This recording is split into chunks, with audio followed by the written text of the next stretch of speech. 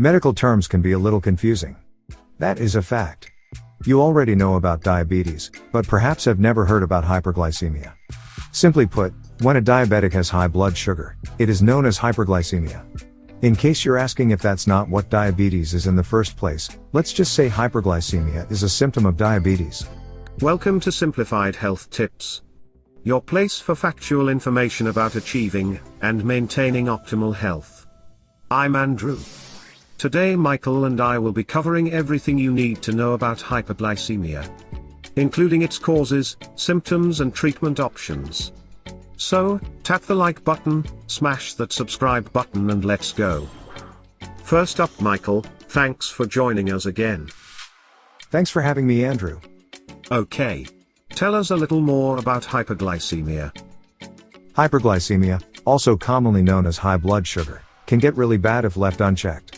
In fact, many sources say it can affect your kidneys, heart, eyes and nerves if left to persist for long periods. The condition can be triggered by food choices, the type of physical activity you engage in, or not taking prescribed sugar-lowering medications. Generally, hyperglycemia is the primary indicator for diabetes and, if left untreated, can degenerate and lead to complications requiring emergency medical care, like a diabetic coma. Tell us about the symptoms. The symptoms of hyperglycemia can be tricky. For some people, especially those who have battled type 2 diabetes for a long time, symptoms of hyperglycemia may not show at all. Others may not show symptoms early enough, until sugar levels have increased significantly, usually rising beyond 180 to 200 milligrams per deciliter or 10 to 11 millimoles per liter. It can take days or even weeks for symptoms to develop, and the severity of the symptoms often depends on how long the glucose value stays up. That said, there are early symptoms to look out for. The secret is to detect the symptoms early enough so that the condition can be treated as quickly as possible. Early signs/symptoms. Increased thirst, a very common symptom that most people overlook. Fatigue, constant feeling of weakness and being tired all the time.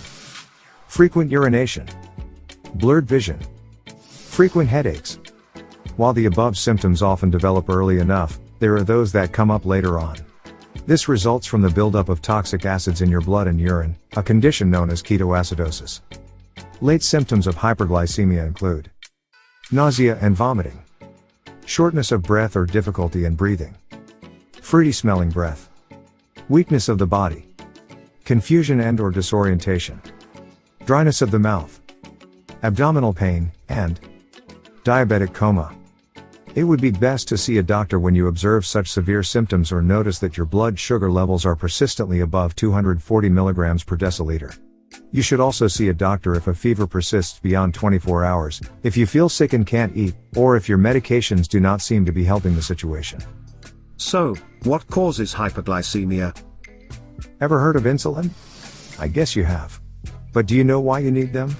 Well, insulin is a hormone secreted by your pancreas. Its job is to help you break down glucose in your bloodstream and get the cells in your tissues to use them adequately. This glucose then becomes energy that you need to function properly. You may ask, where does this glucose come from? Glucose is one of the sugar molecules your body generates during digestion of carbohydrates you eat.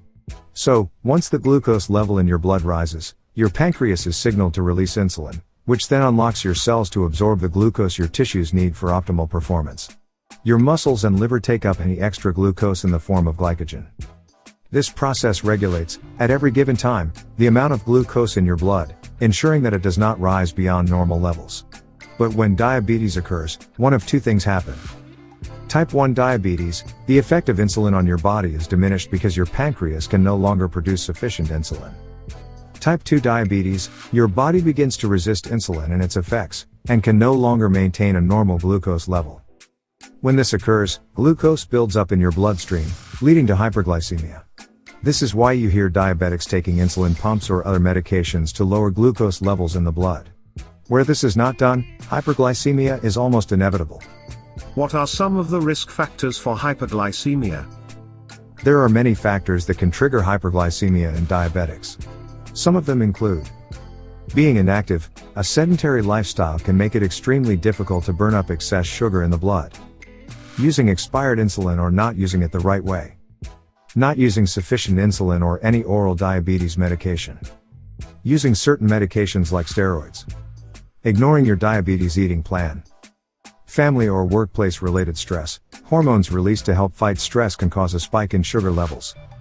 Sustaining certain injuries or having surgery. Falling ill or having an infection. You don't even need to have diabetes to witness a rise in sugar levels when you're ill. However, it is worse when you do have diabetes, and you should take medications to keep your sugar level in check. Are there any complications to be aware of? It is extremely important to keep tabs on your blood sugar level. Long-term complications can arise from untreated hyperglycemia, and if left to go on for a long time. These complications include neuropathy, also known as nerve damage, bone and joint problems, kidney damage, cardiovascular disease, diabetic retinopathy, a condition characterized by damage to the retina blood vessels, which can lead to blindness, kidney damage or failure, also known as diabetic nephropathy, infections in the teeth and gum, clouding of the eye lens, also called cataract, serious skin infections on the feet, ulcers, and even amputation, in some cases, caused by poor blood flow or damaged nerves. There are 2 severe complications that may require emergency medical attention. These can come up where prolonged blood sugar spike occurs. Hyperglycemic hyperosmolar syndrome. This condition is occasioned by non-functional insulin. That is, insulin produced in the body does not do its work properly. This can lead to extremely high levels of blood sugar, because the body can't use glucose or fat consumed for energy. This can become even worse when glucose spills into the urine, causing too frequent urination, dehydration and even coma. Diabetic ketoacidosis. Whereas hyperosmolar syndrome is when insulin cannot work properly, diabetic ketoacidosis refers to a lack of sufficient insulin in your body. This, as well, can lead to increasing levels of blood glucose. How can someone prevent developing hyperglycemia? As a diabetic, there are certain things you can do to prevent hyperglycemia. Some of them are sticking to your medication just as your healthcare provider has prescribed. Following your diabetes meal plan. This is crucial because your meal plan must work in tandem with your medication or oral medication. You don't want a situation where your meals are either too large or too little, and where eating is not properly timed, thereby causing an imbalance in the way the insulin in your body interacts with such meals. Keep an eye on your blood sugar. This is also extremely important. It can be several times in a week or even multiple times in a day, depending on the kind of treatment plan you're following. Check your sugar levels and keep a record each time. This is important to ensure your blood glucose level remains within the accepted range. Where physical activity changes, you may need to adjust your medication. This also depends on what type of activity it is, how long it takes in a day, and your blood sugar test results. How is hyperglycemia diagnosed? Generally, there are target blood sugar ranges to look out for. Depending on your medical history, age and other factors, there are different target ranges that your doctor sets for you. The American Diabetes Association recommends between 80 and 130 mg per deciliter, 4.4 and 7.2 mmol/L, before meals and less than 180 mg/dl 2 hours after meals. Several factors may lead to a change in your target blood sugar range. If you're pregnant, as you get older, or if you've already developed diabetes complications. Whatever it is, your target range is your safe zone. When you go beyond that range, hyperglycemia may have set in. There are several tests you can carry out to check your blood sugar level. Home blood sugar checks. You can always monitor your blood sugar at home using a blood glucose meter. Check your blood sugar as much as your healthcare provider recommends. It is the only way to be sure your blood sugar level stays within your prescribed glucose range. Hemoglobin A1C test. The A1C test is conducted by your doctor. It checks your average blood glucose level for the last 2 to 3 months. It screens the oxygen-carrying protein in red blood cells, known as hemoglobin, as measures the percentage of blood sugar attached to it. Your treatment plan is working if the A1C level is 7% and below. However, levels higher than 7% means your blood sugar was above the target range, and a new treatment plan may be introduced by your doctor. The frequency of the A1C test depends on how well you're monitoring and managing your blood sugar level, as well as the type of diabetes you have. However, a quarterly A1C test is enough for most people with diabetes. Note that the interpretation of the A1C test result may vary from lab to lab, and depending on your age. Be sure to find out if such variations exist when you see a new doctor or visit a new lab. What are the known treatment options for hyperglycemia? Depending on the severity of your hyperglycemia, a number of treatments can be recommended by your doctor. There are simple home remedies you can follow where your condition does not require emergency health care. Lifestyle and home treatment. Your doctor can recommend one or more of the following to help keep your sugar level within range. Stick to your diabetes eating plan. Smaller portions of food and diets without sugary beverages will help. It is also important to avoid frequent snacking.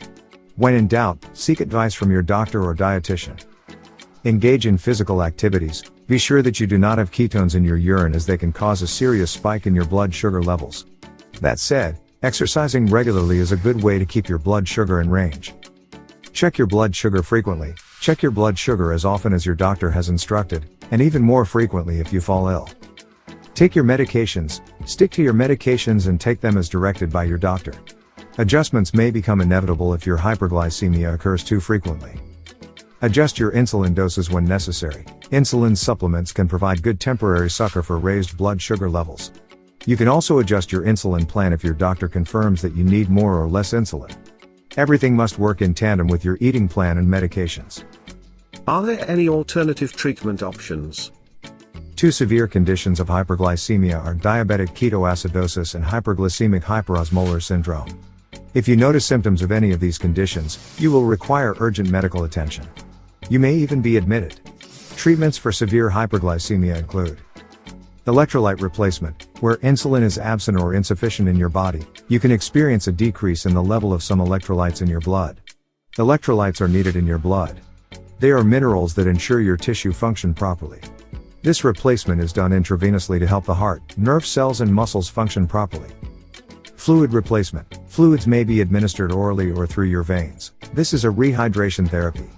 But it is also meant to help dilute the sugar in your blood and replace the fluids lost due to excess urination. Insulin therapy. Insulin therapy is administered intravenously. It helps to prevent ketones from building up in your blood. Thank you again, Michael, for helping our viewers fully understand hyperglycemia. It's my pleasure. Thanks for having me. To our viewers, remember to share this video with someone who may benefit from the information. See you next time. Thank you for watching to the end of our video. If you found the information helpful, please like the video.